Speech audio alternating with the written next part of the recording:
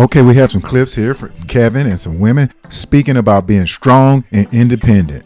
Let's get into it. So and our generation was told to go get a job and a degree, but you ain't got no man, you ain't built nothing, so you got no cushion.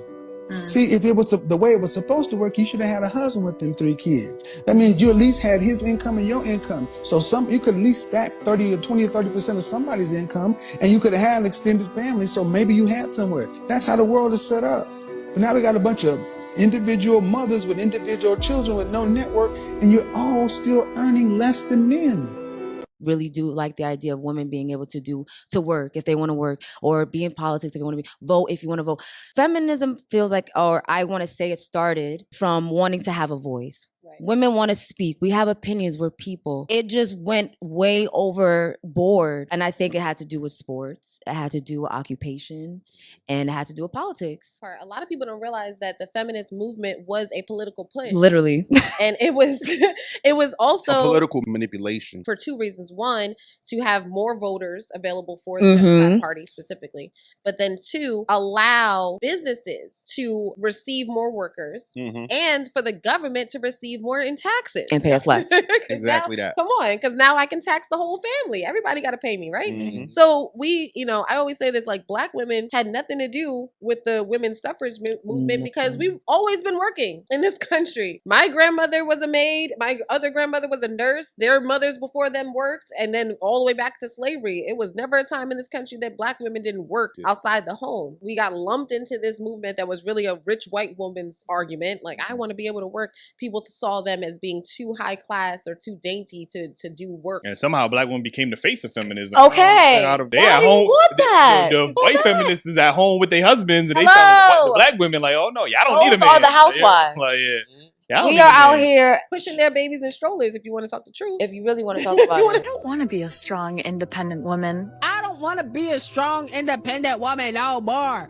No more! I am so sick of being told how strong I am because I'm not strong and I don't want to be strong. This whole I'm a strong, independent Black woman and I don't need no man, I'm f***ing done with it. I don't want to work, okay? I don't want to be Miss Independent. I don't want to be a boss babe. I don't want to have a business. I don't want to have a career. I don't want a job. I want nothing. I'm tired. INDEP. Like, no, I don't want to do that anymore. Okay? HELPME me. Like, no, give me the soft life. Come help me. Come save me. Come, because I'm tired of this. I'm tired. I swear, if I could go back in time and tell the woman that stood up for our right to work.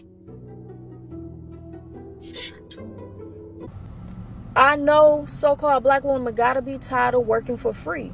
Y'all advertise everything for free, but you won't stop for 1 second and look how you can put all that energy into your own life, build your own self up, prepare your own self to become a humble, beautiful, respectful, honorable wife to your husband. And start your family and put all that energy into your children and into your household, into your husband. Like, they have played y'all to the left. Y'all want to be so mad at Black men, and y'all want to be so mad at Black women who y'all call pick-me's because we sit up here and we tell y'all the truth what's going on, and so y'all want to box us in. Y'all not upset at the people, these white women who tricked y'all, deceived y'all, and y'all still pushing their narrative. Feminism has got you nowhere but single, mad, bitter, a baby mama, a harlot, rebellious, a Jezebel spirit, and you still can't figure out your way is not the way. Your way has destroyed you. No one else has destroyed you. Your way. You subscribe to the white ideology that the so-called white woman pushed, and you still running with it while she's sitting there with a big old diamond on her finger, with a husband that's taking care of her, providing her every need, being her protector, right? While she nurture her family, nurture her husband, and build her husband up, and build her children up. And you still want to be a single, strong Black woman. Y'all better wake the hell up. They played y'all to the left. The hell with feminism. It's amazing how many women are waking up now. At one point, they was really disconnected to the family structure, what family can do, and the soft life. They went out there in the real world and wanted to work. They wanted to be strong and independent. Now, a lot of them are changing their minds. The things that I hear you say that we should automatically be listening to what the black man said. It's not our fault that they took the black man out the house. No, that's not our fault. Is it our place to put him back in the house? Hold on. Yeah. Okay, stop. Who took the black man out of the house? The white man took the black man out of the house. No, he didn't. Not the black man. I mean, not us, but the white man. Excuse me. No, he didn't. Black 75% divorce rate. Divorce is filed at the 80% rate by our women. That ain't a white man's name on the divorce decree. So what about the people in divorce? No, but man, we were the most married people. We were married at a rate of 80% prior to 1965. And there's no white. If the white people couldn't break us apart in chattel slavery, Jim Crow, segregation, but what did was feminism in college. Can you name any rights men have today that women don't? Any rights that men have that women do not? Any rights that men have that women do not? No. So then what laws are feminists fighting for? Shit, that's a good one. We want to dismantle the whole feminist movement. Yes, we do. We are anti-feminist. We've been anti-feminist the whole time because so many reasons. I don't even know how long. I mean, there's so many reasons why there's anti-feminism, but we want women to realize that it is untrue that they want to pay 50-50 on a date. That's false. I don't know one woman who is saying that without her being traumatized by a man. Or hardened in the distortion of masculine. Exactly. I fell for the boss, I could do everything by myself, that hyper independent bullshit. I don't want to be a hardworking woman. I don't know who signed us up to be independent and hardworking, but y'all can have it. I don't want to be an independent woman no more, okay? I'm tired. Am I good at being independent? Yes. Do I want to be?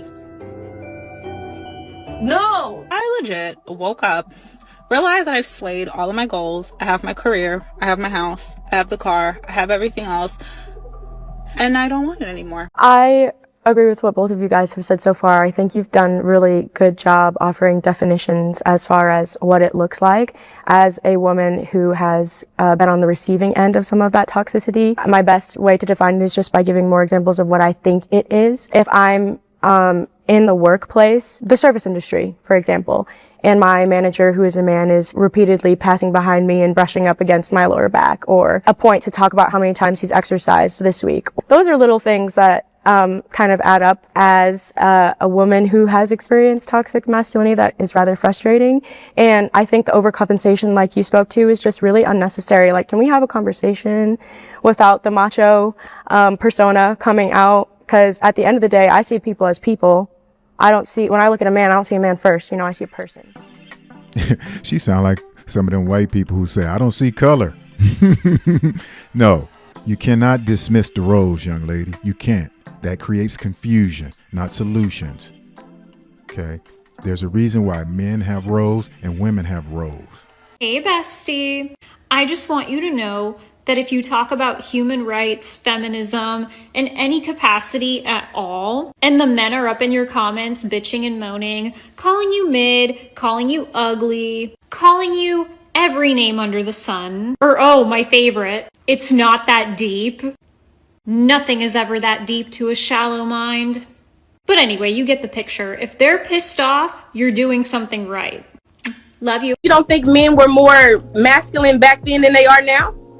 Men worldwide were more masculine because we didn't have feminism. But see, the problem is black women, your mother's generation and your grandmother's generation, they really failed you guys because they told you didn't need a man. Who raised these feminine, weak black men that you have a problem with? Who raised them? Who raised them? 80% of black children are born out of wedlock. Who raised them? Mm-hmm. Who? We did. Who's we? My mom or whoever my grandparents did. Black who? Women. Thank you. That's who raised them. You raised the very men you have a problem with. Black men are 51% childless, 64% in the middle class.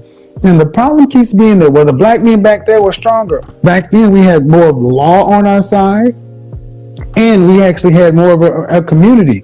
What happened, if you want the truth, was when the Great Society came in and black women were given a choice between government assistance and your men, black women chose government assistance. As black male unemployment went down, black female welfare enrollment went up. Feminism isn't about wanting to empower women anymore. It's literally about wanting to be men.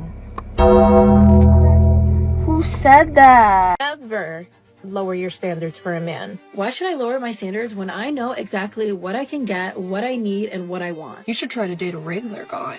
Why would I do that? Be real. My standards are not too high. They're just my standards. And if you can't match them, then you're not for me. I mean, I didn't think I was asking for too much, but like, I would love to have somebody that's like over 6 foot, dark skin, beard, no kids, house, own car, good credit, washboard abs, be able to pick me up, fine as hell, pretty smile, good hygiene, pretty teeth, big D and a big wallet, and generous, also emotionally intelligent, educated, and loyal. I still have faith. He's out there somewhere. I'm not gonna lower my standards, and I'm not gonna give up faith. I don't want okay. I don't want a struggle. I don't want a settle. I want amazing. I'm 30 and beginning to think that this whole dying alone thing isn't going to be like a running joke. It's going to be reality. It is so hard sometimes watching so many of your friends fall in love and find their person and get pregnant, especially as I'm moving into my 30s. I feel like I'm watching everybody else live out their dream and wondering when my dream is going to happen for me. I'm just someone out here who's trying to find someone. I just sometimes feel like the love I so desperately want to give and to receive is not meant for me. I'm struggling.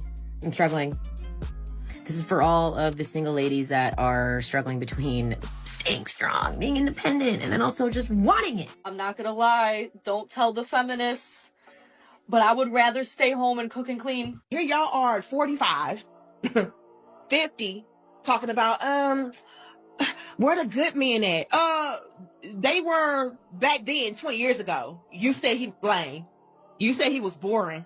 I talk about what is unfortunately the black woman's pathology. And when I say that, I need you to, before you get triggered, just listen to what I'm about to say. The world has gotten a lot more serious, and women worldwide are realizing that womanism, feminism, being strong, independent, college educated don't really mean nothing. Talking about a PhD. Or their degree or this or that, but just like that, they still want to be able to be married to a strong, traditional, high-earning man, so they don't have to work to pay any significant bills after being married and pregnant. But the funny thing is, many of you ladies talk about you want men to lead. Okay, but you have a problem with being under male authority. Don't talk to me about you want men to lead if you chafe at authority. Uh-oh. How many times have you heard somebody say, I want a man to lead, I want a traditional man, I want a strong man, but then you turn around and have that very same woman wanting to question how a man leads. See, Kevin is saying you can't ask for leadership while resisting authority.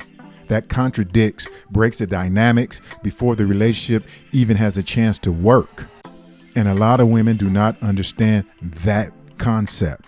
And that's it for this video. Until the next one, the truth will set you free.